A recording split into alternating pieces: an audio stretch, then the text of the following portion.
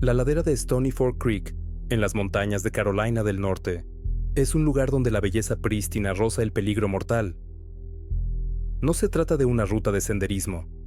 Es una pared casi vertical, de roca, tierra y raíces resbaladizas, oculta bajo el denso dosel del Bosque Nacional Pisgah.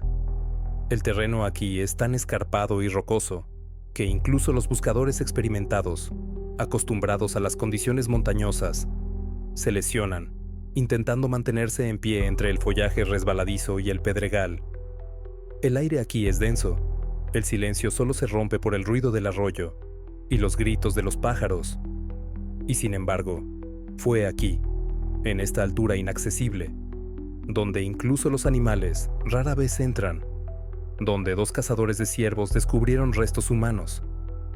No se trataba de un paseo al azar, ni de un lugar de picnic. La propia geografía de este lugar gritaba que el hombre no estaba destinado a estar aquí, y mucho menos a quedarse para siempre.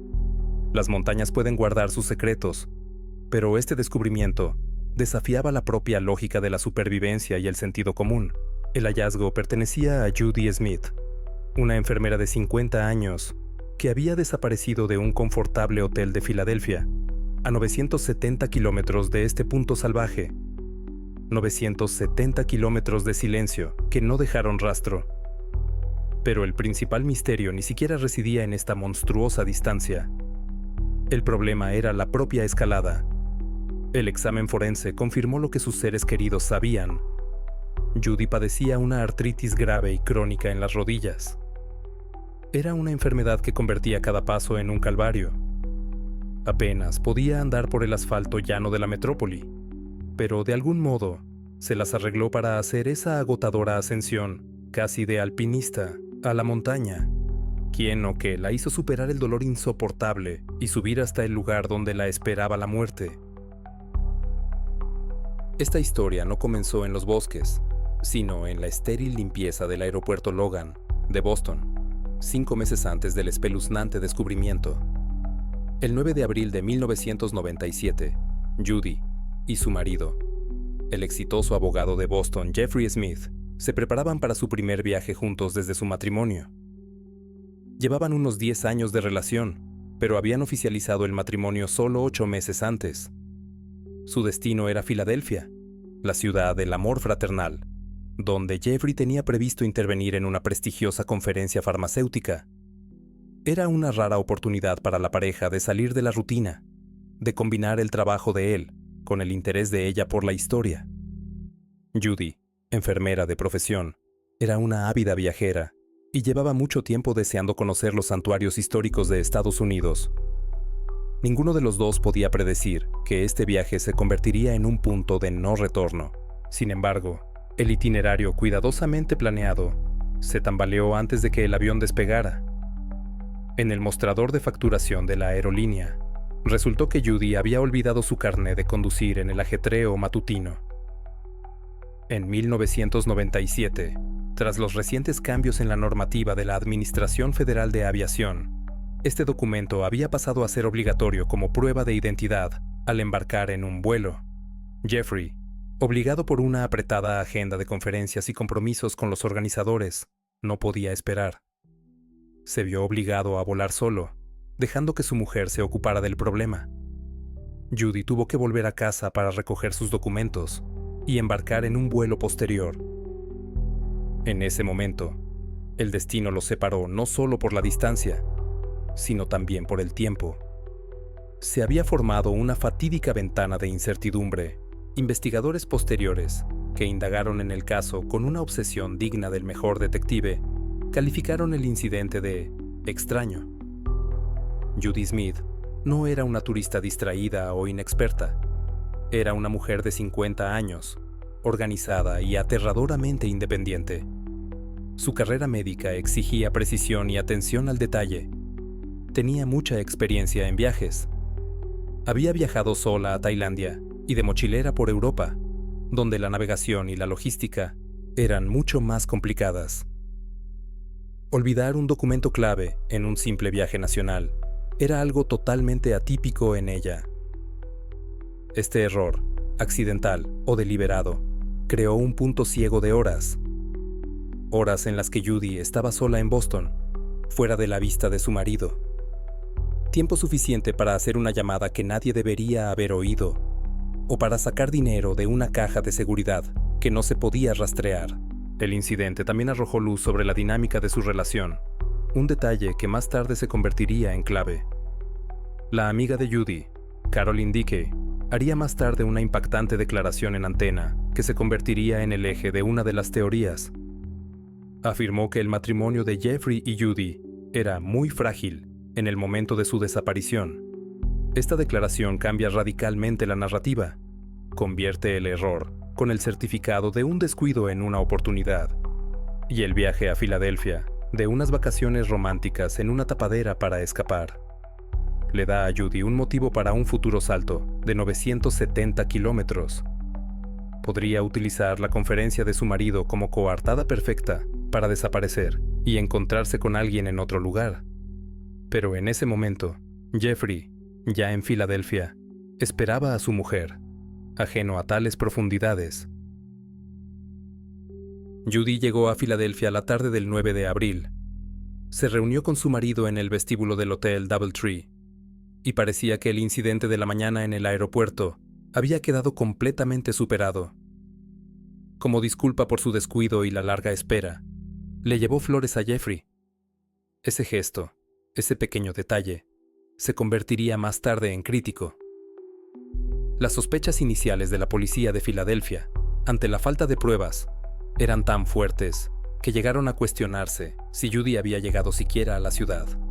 Sin embargo, su llegada y el acto mismo de entregar las flores fueron corroborados por al menos 2 testigos independientes, un empleado del hotel y otro asistente a la conferencia que las vio en el vestíbulo. Estos testimonios demostraron irrefutablemente que Judy Smith se encontraba en Filadelfia. El misterio comienza aquí, entre las paredes de este hotel. La mañana del 10 de abril de 1997 comenzó de forma mundana, casi estéril. Jeffrey Smith se despertó antes que su esposa para desayunar en su habitación y prepararse para su primera sesión en la conferencia. La última vez que había visto a Judy, estaba en la ducha y preparándose para salir. Su plan para el día era simple y sencillo, como el de miles de turistas que visitaban la ciudad. Mientras Jeffrey estaría ocupado con el trabajo, Judy, como cualquier aficionada a la historia, haría turismo. En su lista figuraban el Independence Hall y la famosa Campana de la Libertad, símbolos de la nación estadounidense. Por la noche, acordaron reunirse en un cóctel en el hotel para pasar juntos el resto del día. El ambiente era relajado y el tiempo propicio para pasear. Al parecer, cuando Judy abandonó la habitación del hotel aquella mañana, se llevó consigo su característica mochila roja. No era solo una prenda de vestuario. Judy casi nunca llevaba un bolso de mujer normal. Prefería esta práctica y espaciosa mochila. Era su compañera constante en todos sus viajes, parte de su imagen de viajera independiente. Los testigos que la vieron aquel día y su marido la recordaban. Aquella mochila roja se convertiría en uno de los testigos mudos centrales del caso. Desaparecería con ella, y su ausencia en el lugar donde se encontró el cadáver se convertiría en una prueba tan importante como las que se encontrarían. Pero aquella mañana, nada presagiaba problemas. La ciudad tenía vida propia, y Judy Smith simplemente salió a la calle para desaparecer entre la multitud. Filadelfia en abril es una metrópolis bulliciosa. Miles de turistas con cámaras, hombres de negocios trajeados, vendedores ambulantes y el ruido constante del tráfico. Es el entorno perfecto para perderse, pero también para dejar un rastro digital o de papel. Cámaras de seguridad en los bancos, recibos de tarjetas de crédito, testigos en cafeterías y tiendas de recuerdos. No se suponía que Judy Smith, una cincuentona angloparlante y segura de sí misma, desapareciera sin hacer una sola transacción. No estaba en un bosque salvaje, ni en un planeta alienígena. Estaba en el centro de una de las mayores ciudades de Estados Unidos, a pocas manzanas de monumentos históricos visitados por millones de personas. La ilusión de seguridad era absoluta. Pero fue esa ilusión la que se convertiría en la peor trampa de todas. En el momento en que la puerta del hotel se cerró tras ella, comenzó la cuenta atrás. Se acercaba el atardecer del 10 de abril de 1997. Jeffrey Smith, una vez terminados sus asuntos en la conferencia, regresó a su habitación del hotel DoubleTree. Esperaba encontrar a su mujer, quizá cansada, tras un largo paseo por el centro histórico, pero dispuesta a compartir sus impresiones. Pero se encontró con el silencio. La habitación estaba vacía. En ese primer momento, aún no había alarma, solo una ligera perplejidad. Quizás se había quedado en la tienda de regalos, o había decidido tomar un café. Consultó su reloj. Se acercaba la hora del comienzo del cóctel, en el que habían acordado reunirse. Jeffrey bajó a la sala de banquetes, esperando verla allí. Pero Judy no estaba entre las docenas de invitados y colegas. Recorrió el vestíbulo y comprobó el bar. Estaba vacío. Su primera preocupación real se convirtió en ansiedad cuando volvió de nuevo a la habitación. Todas sus cosas que no se había llevado en el paseo estaban allí. La maleta, el maquillaje, el libro que había estado leyendo. Pero Judy no estaba. El teléfono estaba en silencio. Empezó a llamar a los servicios del hotel, luego a los hospitales locales, pero nadie pudo darle ninguna información. La ilusión de seguridad, tan sólida incluso por la mañana, se había desmoronado en cuestión de horas. La ausencia de Judy a una reunión programada fue el detonante que convirtió un viaje turístico cualquiera en una emergencia. Mientras las manecillas del reloj marcaban las últimas horas de la tarde, Jeffrey Smith marcó el número de la policía de Filadelfia, y con esa llamada comenzó la primera fase de una búsqueda que muy pronto se vería sumida en el caos y las contradicciones. Al principio, los policías que llegaron al hotel contemplaron la situación con cauteloso escepticismo. Un adulto llevaba desaparecido solo unas horas. En una metrópolis como Filadelfia, eso solía significar una disputa trivial o una pérdida de noción del tiempo. Entrevistaron a Jeffrey, anotaron la descripción de Judy: mujer blanca de 50 años, estatura media, pelo castaño. Una nota especial: su característica mochila roja. Pero a medida que pasaba la noche y Judy no aparecía, el caso empezó a adquirir un tono más siniestro. El turno de mañana de los detectives que se habían hecho cargo de la investigación ya se había dado cuenta. No se trataba simplemente de una excursionista perdida. Se trataba de una desaparición inexplicable en pleno centro de la ciudad que exigía el despliegue inmediato de una operación de búsqueda en toda regla. La operación de búsqueda en Filadelfia comenzó con una revisión metódica de los protocolos estándar. Los detectives solicitaron las cintas de vigilancia del hotel, pero no aportaron nada sustancial. Habían visto a Judy entrar en el hotel el día anterior, pero su salida la mañana del 10 de abril no aparecía en ninguna grabación. La policía empezó a rastrear el barrio, entrevistando a taxistas, trabajadores de cafeterías y conservadores históricos. Y aquí es donde la investigación se encontró con el primer y principal obstáculo, que convirtió la búsqueda en una pesadilla surrealista. Un problema que más tarde se bautizaría como niebla narrativa o fenómeno del doble.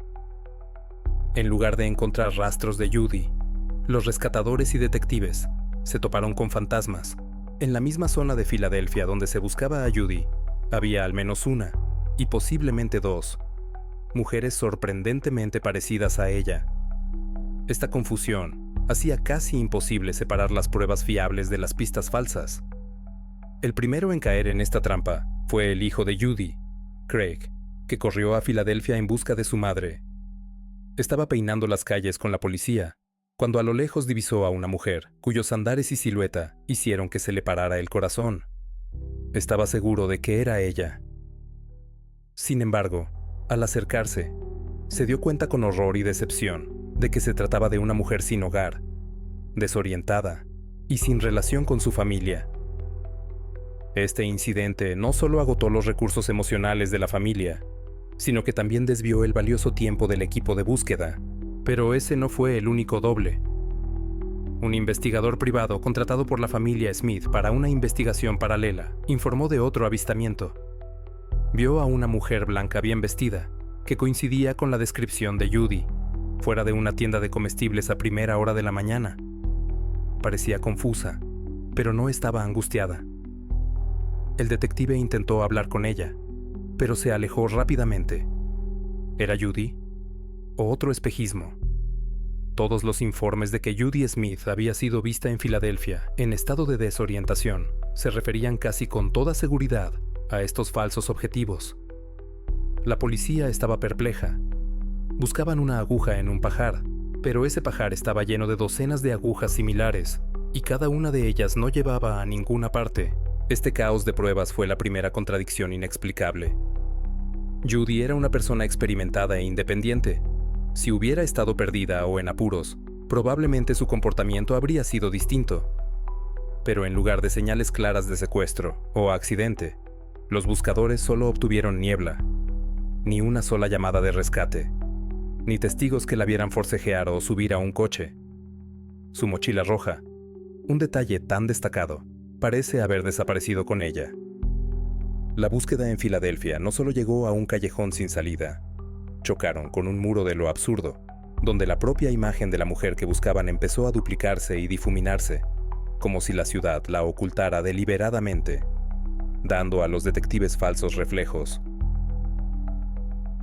Mientras los equipos de tierra trataban de abrirse paso entre la niebla de los dobles, otro equipo de detectives trabajaba en el rastro digital y financiero de Judy, y los resultados de ese trabajo causaron una segunda oleada de conmoción. El resultado fue cero, un vacío absoluto y estéril. Judy Smith dejó el hotel como si hubiera entrado en otra dimensión. Ninguna de sus tarjetas de crédito había sido utilizada, ni un solo cajero automático, ni un solo contrato de alquiler de coche a su nombre, ni un solo billete de avión, tren o autobús. En una época en que las transacciones financieras ya se estaban convirtiendo en la sombra digital del individuo, Judy Smith era un fantasma digital. Este descubrimiento desconcertó a la familia y a los investigadores. Este comportamiento no se parecía a ninguna de las teorías habituales. No era el de un turista varado que intenta desesperadamente ponerse en contacto con alguien o pagar con tarjeta. Tampoco parecía un robo, ya que sus billetes estaban intactos. Había dejado unos $500 en efectivo en la habitación del hotel, pero parecía haberse llevado unos 200 más. Ese dinero, si lo tenía, tampoco había aparecido por ninguna parte. Esto demostraba una de dos cosas.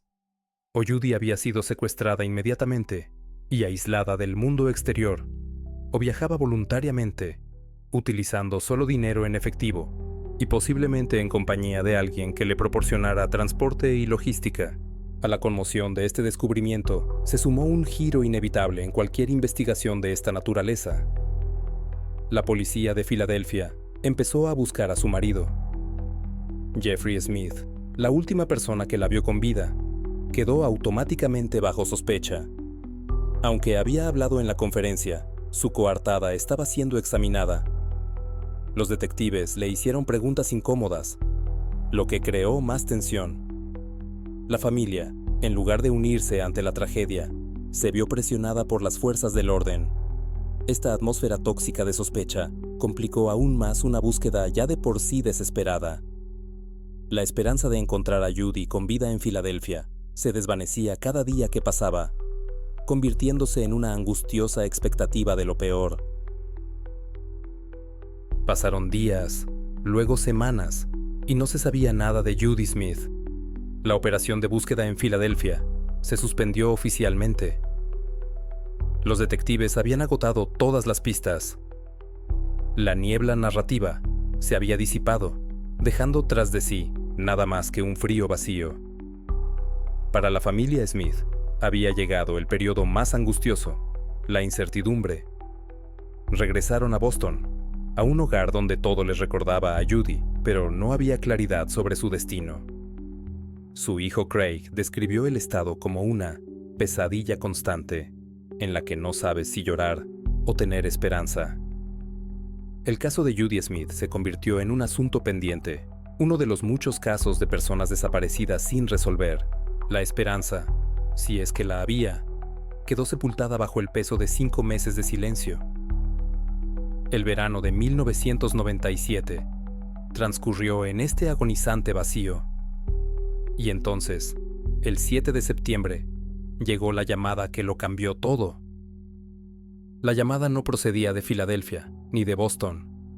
Procedía de la oficina del sheriff del condado de Buncombe, en Carolina del Norte, a 970 kilómetros del hotel donde Judy había sido vista por última vez. Al otro lado de la línea, informaban de que 2 hombres, que cazaban ilegalmente ciervos en el Bosque Nacional de Pisgah, habían encontrado restos humanos esqueléticos. Era el umbral de lo irreversible. La llamada cambió instantáneamente el enfoque de la investigación. Las tácticas de búsqueda ya no importaban. Ahora era un trabajo para forenses. La pérdida operativa era total. No solo no podían encontrarla con vida, sino que la estaban buscando en el lugar completamente equivocado. Toda la operación de Filadelfia, todo aquel caos con los dobles, resultó ser una trágica farsa, una distracción mientras la verdadera tragedia se desarrollaba a cientos de kilómetros al sur. Los restos se encontraron en una zona salvaje y montañosa. La gran pregunta ahora no era ¿dónde está Judy?, sino ¿cómo demonios ha llegado hasta allí? La llamada de Carolina del Norte se convirtió en un terremoto operativo.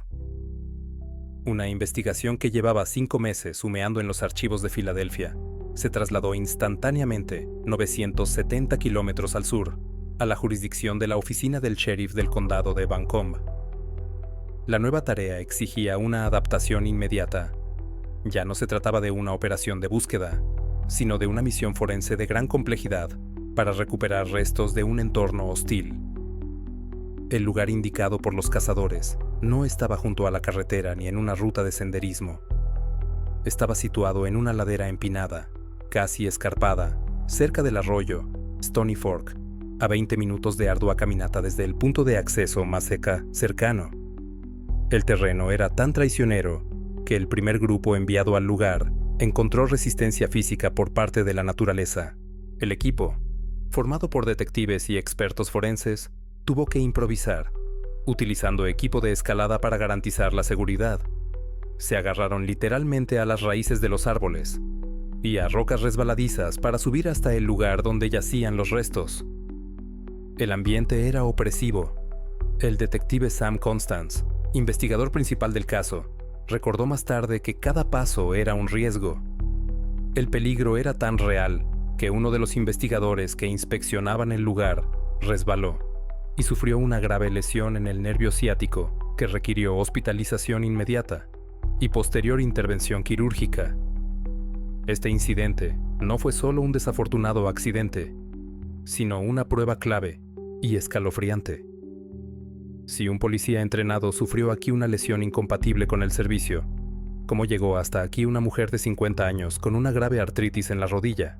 Este hecho cambió inmediatamente la táctica de la investigación. El detective Constance, tras evaluar sobriamente la situación, utilizó este hecho para cortar las versiones.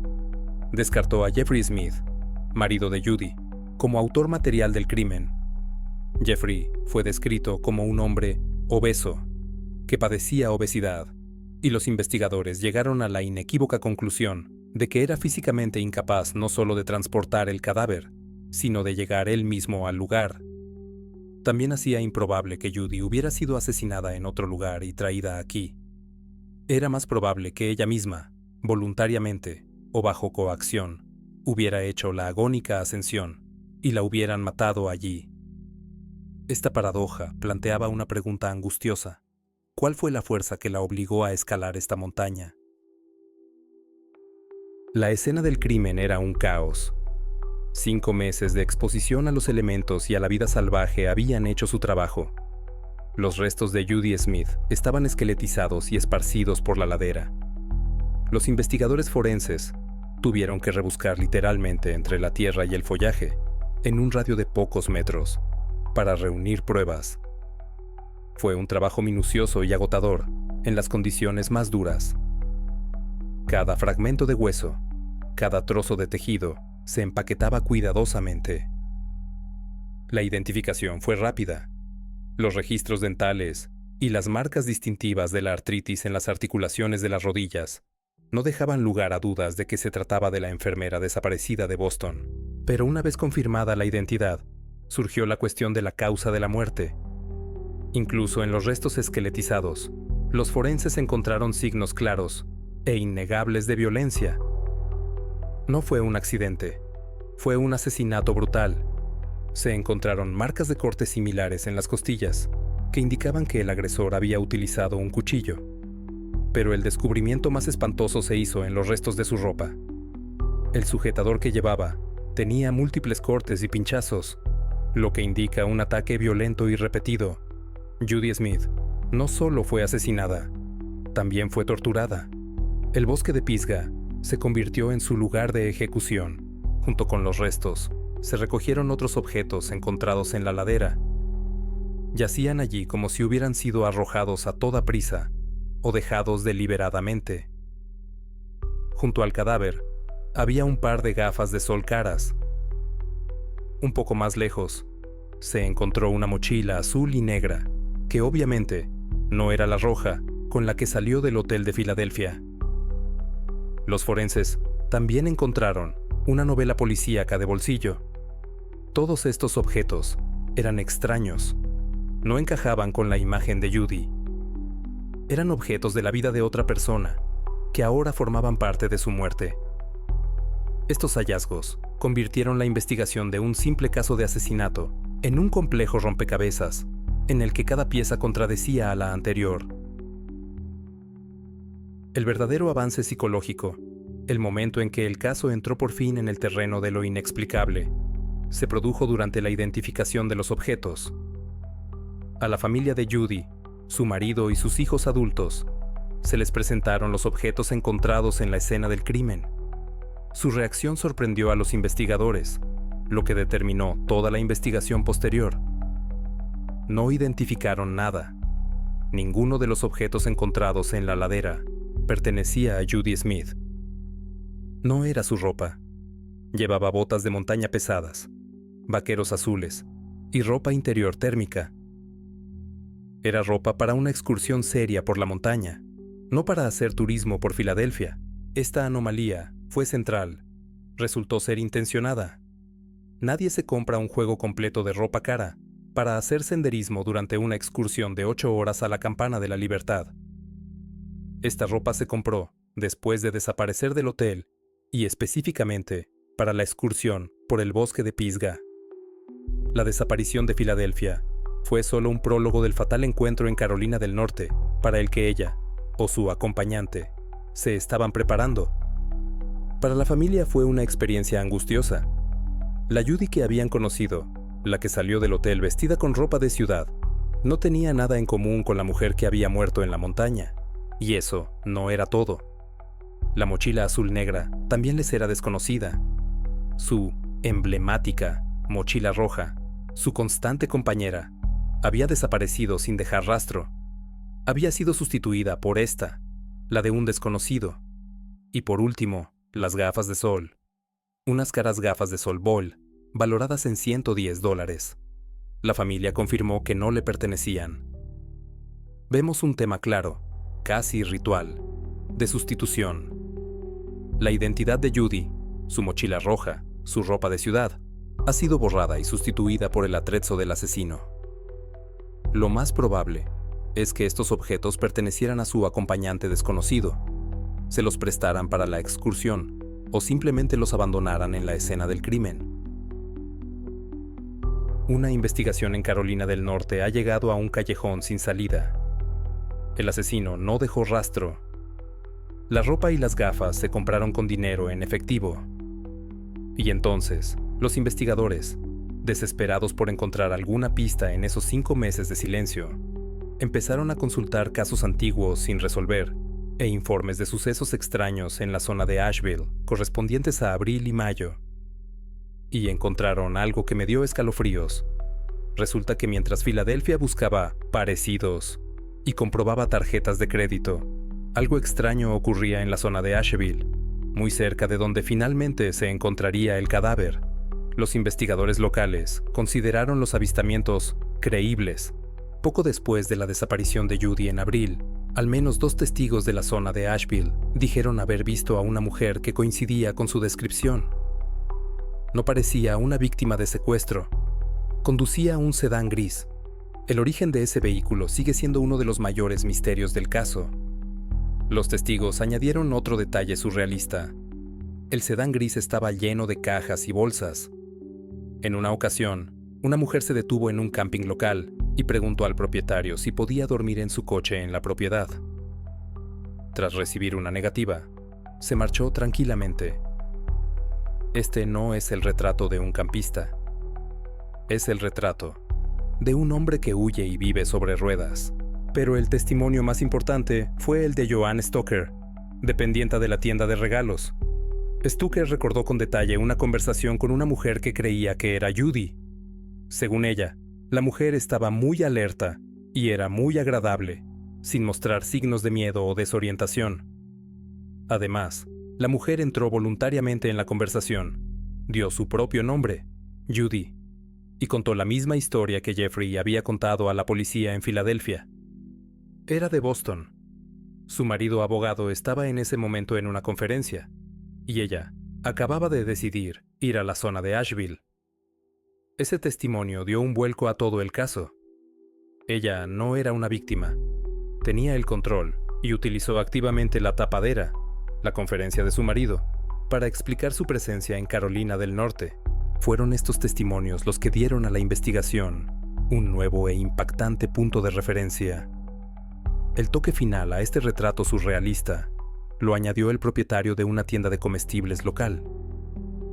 Informó de que una mujer que llegó en un turismo gris había hecho una compra muy concreta e inexplicable. Compró bocadillos por valor de $30 y un camión de juguete. Los hijos de Judy eran adultos. ¿Por qué iba a necesitar un juguete?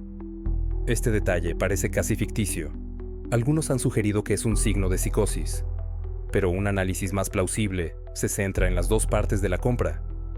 $30 por unos bocadillos en 97 es una provisión para varias personas. Tanto los bocadillos, comida como el camión, regalo simbólico, eran para su acompañante desconocido, probablemente un camionero. Las pruebas de una mujer alegre, en un sedán gris, comprando un camión de juguete, eran la clave de la teoría más plausible, pero también más inquietante, del detective Sam Constance. Esas huellas, sin embargo, eran fantasmales. Aparecieron meses después y no llevaban a ninguna parte. El sedán gris nunca se encontró. La identidad del acompañante al que podían ir destinados los bocadillos y el juguete seguía siendo un misterio. La investigación se topó de nuevo con un muro, pero esta vez el muro estaba construido de paradojas. La más importante era el móvil. El robo había quedado completamente descartado. En la mochila azul y negra encontrada en el lugar de los hechos, los forenses hallaron $167 en efectivo. Su anillo de boda también estaba en su sitio. Los cálculos eran asombrosos. Judy se había llevado unos $200 y se había gastado unos 33 en el supermercado. El resto estaba en su mochila. Al asesino no le interesaba el dinero. El motivo era personal. A medida que concluía la fase activa de la investigación y el caso se cubría de polvo de archivo, se fue cubriendo de 3 teorías principales, cada una de las cuales intentaba explicar lo sucedido, pero que los hechos echaron por tierra. La primera teoría, ineludible: el marido, Geoffrey Smith, tenía un motivo matrimonial tenue y la policía de Filadelfia nunca le exculpó oficialmente. Pero tenía coartada para la conferencia y, lo que es más importante, su estado físico le impedía escalar esa montaña. La segunda teoría, un fantasma del bosque. Las autoridades empezaron a considerar una conexión con Gary Michael Hilton, el asesino en serie del Parque Nacional que se cebaba con excursionistas en el mismo bosque. El cuerpo de una de sus víctimas fue encontrado en el mismo bosque de Pisgah. Pero el problema era el momento. La famosa serie de asesinatos de Hilton comenzó exactamente 10 años después de la muerte de Judy. Si fue él, Judy fue su primera víctima, después de lo cual pasó desapercibido durante una década. La operación para investigar la muerte de Judy Smith ha concluido oficialmente, pero no ha aportado respuestas. El caso sigue sin resolverse porque es un perfecto tapiz de incoherencias. Es una historia en la que cada hecho contradice a otro. ¿Cómo pudo una enfermera experimentada, asertiva y con artritis severa subir una pendiente que traumatizó a un investigador entrenado? ¿Por qué desaparecieron sus pertenencias personales de marca y en su lugar quedaron caros accesorios extranjeros, botas de montaña, gafas de sol vole y una mochila azul? ¿Y qué significaba aquella extraña compra en el supermercado? La única teoría que lo relaciona todo es una que nunca se ha demostrado. Judy Smith no fue secuestrada. Viajó voluntaria y secretamente a Asheville para encontrarse con alguien que conocía. Alguien en quien confiaba lo suficiente como para ir a acampar en las montañas de Salvajes. Y ese alguien la mató. Nunca descubrimos quién acabó con su vida. Pero quizá el misterio más importante sea quién era realmente Judy Smith en esos últimos días en aquel sedán gris, a 970 kilómetros de su vida pasada.